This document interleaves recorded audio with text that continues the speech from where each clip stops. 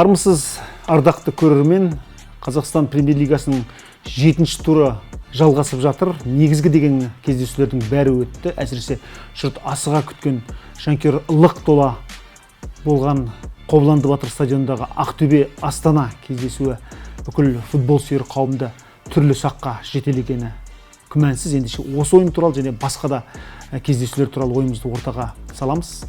Кеттік. Видео біздің фондағы достарымыздың қолдауымен шығып отыр. Қазақстан бойынша ай сайын 20%-ға дейінгі шектеусіз кешбегі бар VIP бағдарлама осы фонда екенін айта кеткеніміз жөн. Ал шотын алғаш толықтырған әрбір жаңа клиентті 200 мың теңгеге дейінгі бонус күтіп тұр. Бекітілген комментарийдағы сілтемеге өтіңіз, тіркеліңіз және рахат табыңыз. Бірақ есіңізде болсын, бұл табыс табу жол емес, жай ғана көңіл көтеру.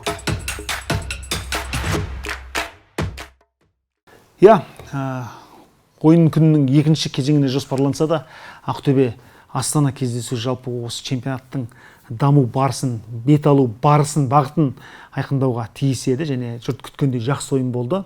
Ең бастысы бұл Қобыланды Батыр стадионындағы жаңа маусымдағы алғашқы ойын болғандықтан ине шаншар орын болған жоқ. Қалай дегенде де Ақтөбелік жанкүйерлердің осынша футболға деген махаббатына біздің де сүйіспеншілігіміз өте зор. Алматыда ол жанкүйерлердің қалай қолдағанын, Талдықорғанда қалай қолдағанын көрдік. Енді міне 12 мыңнан астам адам сиятын таза футбол стадионында ерекше бір атмосфера тудыра алған сияқты. Енді осында жанкүйерлер қолдап отырған сәтте Ақтөбенің бірінші минуттан соңғы секундқа дейін екілене ойнайтыны күмәнсіз. Дегенмен базардағы көңілді нарық бұзды дегендей, бұл жерде Исламбек Қуаттың 23-ші минутта кенеттен соққан добы жалпы Ақтөбенің бүкіл жоспарын бұзып кеткен сияқты. Ал осы гол соғылғанға дейін жалпы 15-16 минутқа дейін Ақтөбе өте жақсы ойнады. Александр Заруцкийдің қақпасының алдында тіпті дауыл тұрғызды десек болады. Дегенмен мұнда қақпаға еніп бара жатқан допты Заруцкийден өткен күннің өзінде Масурастан қағып жіберген сәті болды. Басқа да бір тамаша мүмкіндіктерді Ақтөбенің шабуылшылары пайдалана алмады.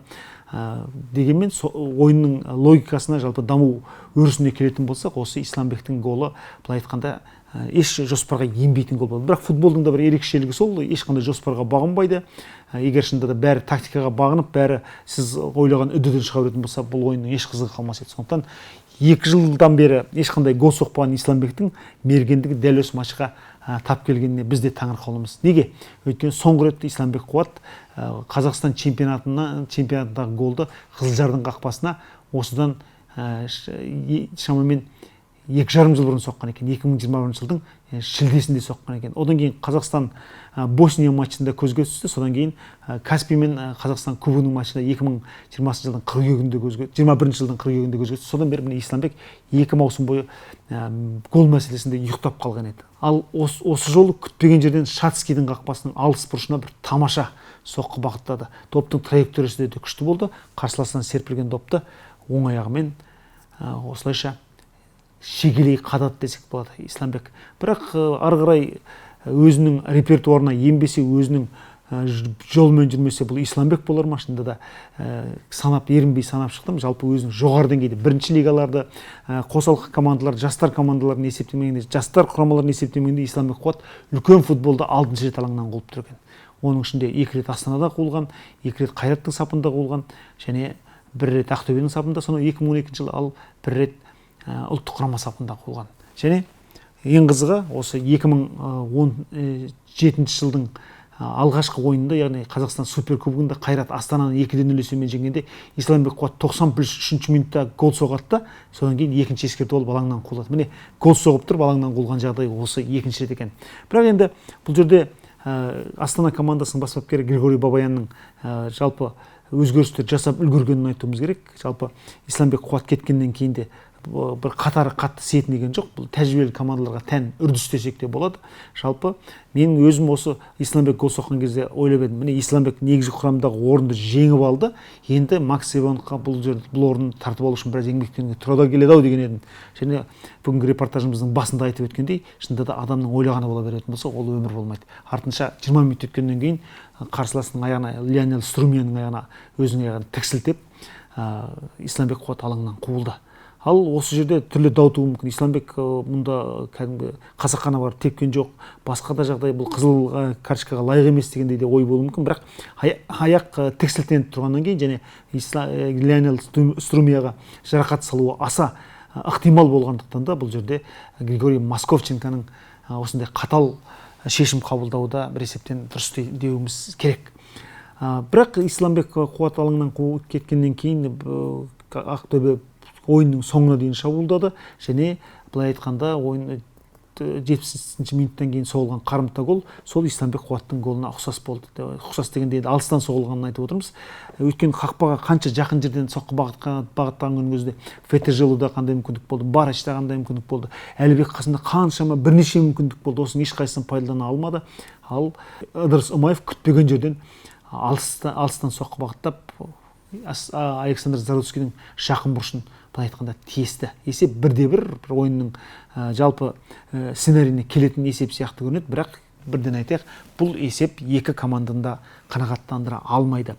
Астана командасы әрине соңына қарай уақыт созып, мүмкіндік болса Ақтөбеден бір ұпай алып кетуде қатты олжа көрді. Өйткені 10 ойыншымен Ақтөбе сияқты сақадай сай тас түйін командаға 10 ойыншымен қарсы тұру өте қиын. Сондықтан жалпы Григорий Бабаян өзінің бұл күні бұдан артық басынан асып секіре алмайтынын түсінген сияқты. Казука Ловас негізгі құрамда шықты осы жолы. Сондықтан Астана белгілі бір дәрежеде эксперименттерін жалғастырып жатыр деуімізге болады. Міне 7-ші тур өтіп жатыр. Бірден айтайық, біздің Қазақстан премьер-лигасындағы ешбір команда бауырын жазып шауып кете алған жоқ. 7 дүркін чемпион Астанада, 5 дүркін чемпион Ақтөбеде, 3 дүркін чемпион Қайратта, 2 дүркін чемпион Тобылда, былтырғы чемпион Ордабасыда кәдімгідей сүзіле шауып, қолтығы ашылып, алдына келгенді тістеп, артына келгенді теуіп жатқан жағдай жоқ. Сондықтан жалпы командалардың жаңа құраммен маусымға кіруге ұзақтау уақыт алатын сияқты. Сондықтан Ақтөбеде өткен ойын жалпы 1-1 есебі өте қисынды десек болады, бірақ бұл есеп екі команданың да көш басына шығуына мүмкіндік берген жоқ. Және Исламбек Қуаттың алаңнан қуылуы осы турдағы бір қызық үрдістердің жалғасы болған сияқты. Өйткені бұл турда 5 ойында 4 ойыншы алаңнан қуылып отыр. Исламбек Қуат Астана Ақтөбе матчында, Матеус Барбоза Қайрат Атырау матчында, сондай-ақ жеңіспен Елімайдың матчында Абай Жүнісов 44-ші минутта алаңнан қуылды. Дәл сол Исламбек қуылған уақытта, былай айтсаңыз, ал Тобылдың сапында жас ойыншы Абдулла алаңға шықпай-ақ қуылып кетті. Міне осындай жағдайлар тікелей ойынның тағдырына әсер еткен жағдайда болды, немесе былай айтқан кезде осындай жағымсыз серияны жалғастырған сәті де болды. Демек, Ақтөбе мен Астана жалпы соңғы кездері екі команданың арасындағы бітіспес ойындар сериясын жалғастырып деуге болады. Және соңғы маусымда 2023 жылы Ақтөбе сырт алаңда Астананы 4-1 есебімен, соңғы 2-0 есебімен жеңген еді. Сол серияны жалғастыра алмады, бірақ негізі жеңіліссіз матчтар сериясын жалғастырып жатыр. Осыны да көңілге медеу тұтуға болатын сияқты. Ал осы турды негізінен жаңа біз айтып өткен жеңіс және Елімай кездесуі бастады. Бұл жердегі әрине жеңістің соңғы турда сәл еңсе түсігенін айтсақ болатын еді. Және Тобыл мен сырт алаңда тең ойнау деген жаман нәтиже емес еді, бірақ жеңіс жаңа біз айтып өткеніміздей команда капитаны Абай Жүнісов алаңнан қуылғаннан кейін екінші голды қақпасына жіберіп алды да, содан кейін жеңіліп қалды. Әрине Ильяс Зүлфиюдің соққан голы өте жақсы болды, бірақ бұл кезде есеп 0-2 еді. Тек есеп айырмасын қысқартуға ғана жетті. Бұдан арғайда Нұрбол Әнуарбеков деген жас шабуылшы біраз шабуылдап көрді. Басқа да ойыншылар жанын салды, бірақ Елімай жалпы қорғанысты тәуірлеу ұстады. Дегенмен жеңістің есеп теңестіретін мүмкіндігі болмай қалған жоқ. Осы жеңістің арқасында Тобыл қазір 12 ұпай жинап көш басына анық шығып отыр, бірақ ізін кескен Ақтөбе, Астана, Елімай және Қайрат командаларынан бір ұпай ғана алды. Демек, көш басындағы жағдай өте сығылысып тұр. Бұл және көш басындағы емес, жалпы чемпионатқа тән нәрсе десек болады. Мысалы 10-ші орында тұрған жеңістің және 11-ші орында тұрған Атыраудың көш басындағы командалардан 4 ұпай екен. Демек, бір жеңіске жетсе, кез келген команда көш басына шығып кетуі мүмкін деген сөз. Біздің мүмкін қалағанымызда осы ма, бірақ шынында да мұндай іркес-тіркес ойындар кішкене шаршатып жібереді екен. Оның үстіне командалар қазір бізде голда да өте аз соғып жатыр. Әрбір ойында кемінде бір жарым ғана. Мысалы өткен турда әр ойында 2 голдан ғана соғылды. Бұл бізді жалпы футбол сүйетін, статистика сүйетін адам ретінде қанағаттандыра алмайтынын айтуымыз керек. Қызылжар Тұран кездесуі, сол матчты Спорт Плюс арнасында өзімізде жүргіздік. Осы матч Қызылжардың дағдарыста екенін көрсетіп берді. Өткен турда Қызылжар Атырауда жеңілген кезде бұл команданың басшылығы ауысты, одан кейін команданың бас бапкері Әли Әлиевке орда басқода түсіп жатыр екен деген түрлі жағдайларды айтып отырып сылтау болған едік. Бұл жолы өз алаңында Қызылжар ештеңе көрсетіп алған жоқ. Өткен турдағы Атырауға қарсы матчта Қызылжар 3 соққыны қақпаға бақтаса, соның бірде-біреуі тура бармаған еді. Ал бұл жолы тіпті бірінші тайм іске алғысыз болды. Сөйтіп команда өз алаңында Тұраннан жеңіліп қалды. Енді жалпы бұл матчтағы және бір қызық нәрсе, Цуцкич пенальти соға алмады. Егер пенальти соққан болса, онда Тұранның жеңісі одан ары нықтала түседі. Бұл жерде Жорахан Бабахановты алмастырған жас қақпашы Вадим Петровтың өз мүмкіндігін сәтті пайдаланғанын айтуымыз керек. Гол соғылған сәтте тасадан шыға келген Александр Соколенконы әрине ол көріп үлгермей қалды. Бірақ дегенмен бұдан кейін де есеп теңестіретін қаншама мүмкіндігі болды. Бірақ бірден айтайық, Борис Смеляничтің де, Тимур Мульдиновтың де, басқа да, мысалы, екінші таймда алаңға шыққан Алексей Шебетунның да мүмкіндіктері болмай қалған жоқ, олардың ешқашан пайдалана алмады. Ең бастысы менің байқағаным, жалпы екінші таймда алаңға шыққан Шебетун болсын, Шоқан Абзалов болсын, бірінші минуттан ойнаған Тимур Мульдинов болсын, өте дөрекі ойнады. Бұған не себеп екенін білмеймін, жалпы Әли Әлиевтің командасы мұндай үрдіске жол бере қоймайтын еді. Бұл матчтағы жалпы ерекше айтатын нәрсе, Тұранның тығырықтың алдында тұрып шығып кету. Өйткені осыған дейін 3 ойында жеңілді. Егер осы ойында қатарынан 4-ші матчта жеңілетін болса, онда күмәнсіз Ринат Әлуетовтің басы кететін еді. Басы деген сөзді тырнақшаға алып айтып отырмыз.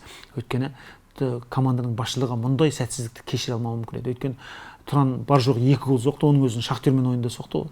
Ал Қайратпен тең ойнады демесеңіз, басқа матчтардың бәрінде жеңілген болатын. Сондықтан тағдыр қыл үстінде тұрды. Ринат Әлуетов тіпті матч бойы өзінің белгіленген аймағынан кейде шығып кетіп те өте эмоциялы түрде басқарып шықты команданы. Дегенмен бұл жеңіске лайық емес деп және айта алмайсыз. Ең қызығы, Александр Соколенко өзінің туған командасына, яғни Қызылжарға гол соғып отыр. Бұл команданың сапында ол түлеп ұшып, кейін Қайратқа келіп, сөйтіп кейін кішкене бірінші лигаға дейін төмендеп кеткенін білесіздер. Міне енді премьер лигаға оралуын жокер ретінде осылай 5 жылдан кейін голмен көрсетіп отыр. 5 жыл дегенде 2020 жылы соңғы рет гол соққан, содан бері міне 5 жылға жуық уақыт өтті. Тұран кішкене еңсе түсіп алды, бірақ әлі де аутсайдерлер қатарынан шыққан жоқ. Бұл команда әзірше 9-шы орында. Демек Әлуетовтың командасының әлеуетін алдыда көруге тиіспіз. Қайрат Атырау кездесуі, Атыраудың Қайрат үшін ыңғайсыз қарсыласы екенін білесіздер. Бірақ Қайрат бұл матчта жеңе алды. Ең басты Рафаэль Оразбахтин жаттықтырды. Уақытша бапкер деп жатыр. Қайраттың басшылығына команда тізгінін ұстауға 8 бапкер қатысып жатыр екен. Оның ішінде алыс шетелдіктер де бар екен, жақын шетелдіктер де бар екен.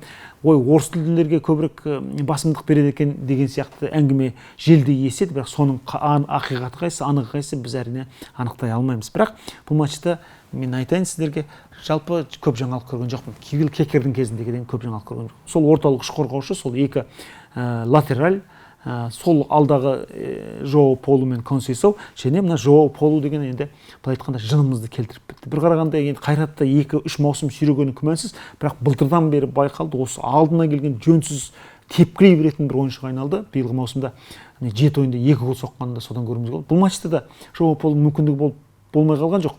Бір ашық бұрышқа, алыс бұрышқа соққан сәтте Расыл Тоқтаровтың қолына да тиместен доп барып бағанға тиіп серпілген ғана ерекше айтуға болады. Әйтпесе тек қана сол аяқпен гүмпілдетіп ұрды да кеп, шынында да.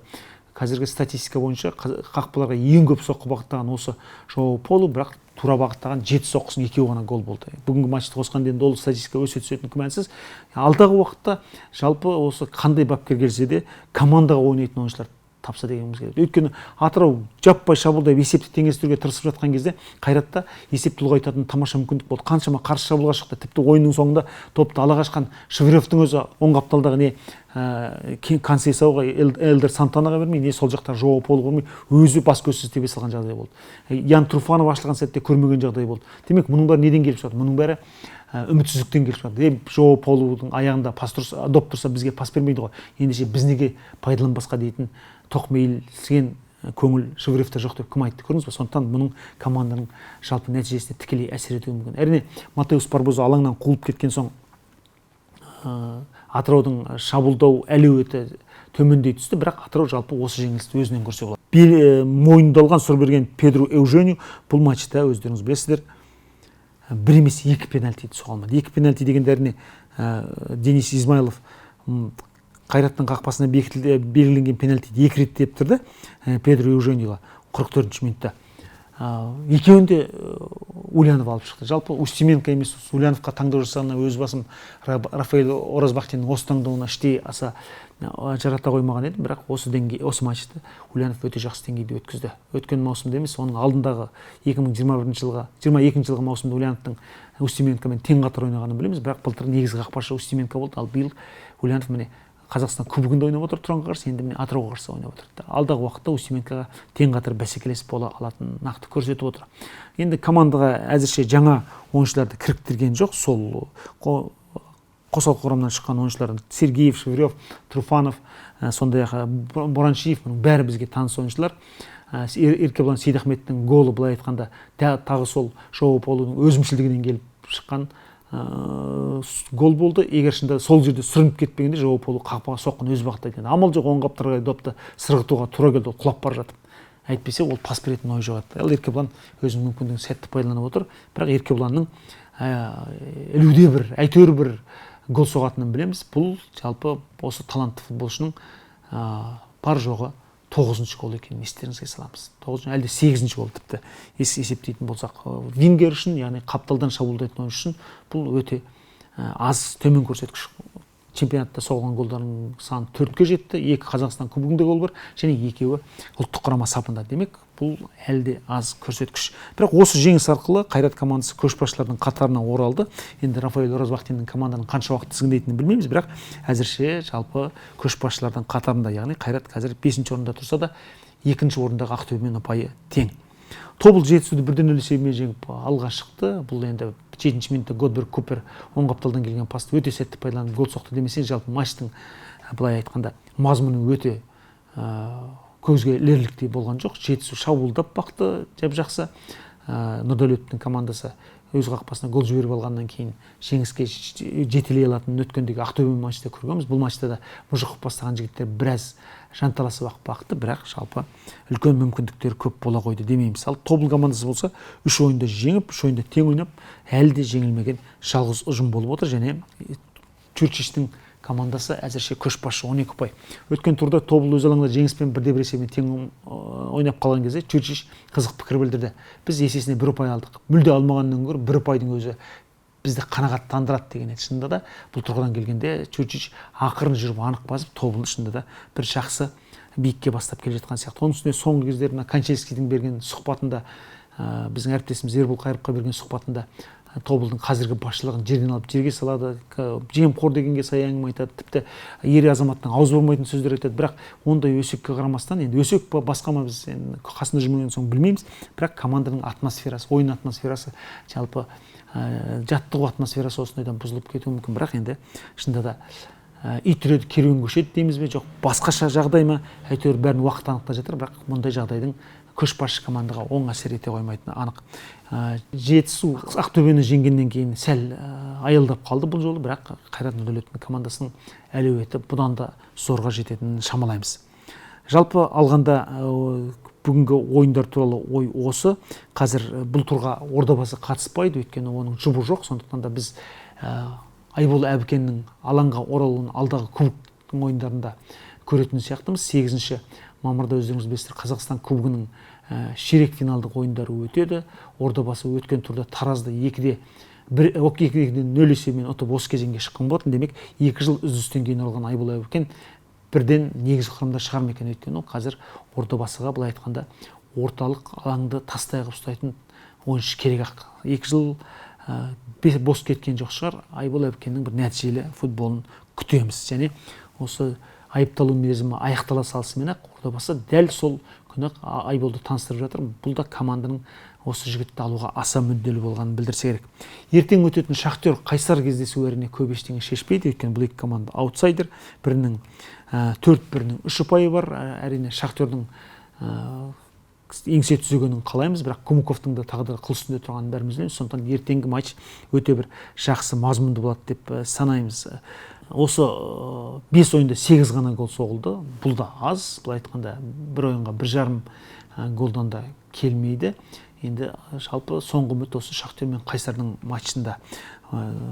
Қазір айтып өткеніміздей командалар іркес-тіркес. Бұл былай айтқанда биылғы легионерлердің лимитсіздігінен де келіп туындаған нәрсе екені күмәнсіз. Шынында да әр команда қолынан келгенше қонышынан басып жатыр. Бірақ осы 7-ші тур чемпионаттың бел ортасы демесек те 9-10-ші турлардан бастап енді шынында да нағыз жүйріктің кім екенін түсініп те қалатын шығармыз. Жалпы алғанда бұл тур біздің күткенімізден де қызық нәтиже беріп жатыр. Өткен турды біз сенсациялар туры деп атаған едік. Тобыл жеңіс 1-1, Жетісу Ақтөбе 2-1, Қайсар Қайрат 1-0 деген нәтижелерді сенсацияға балаған едік. Бүгін міне Қызылжар мен Тұран кездесуіндегі Тұранның жеңісін сенсация десек болады. Басқа ойындар аса бір үлкен ерекше нәтиже деуге келін кермейді. Бірақ жалпы тағы да қайталап айтамыз, футбол болжап болуға қиын нәрсе.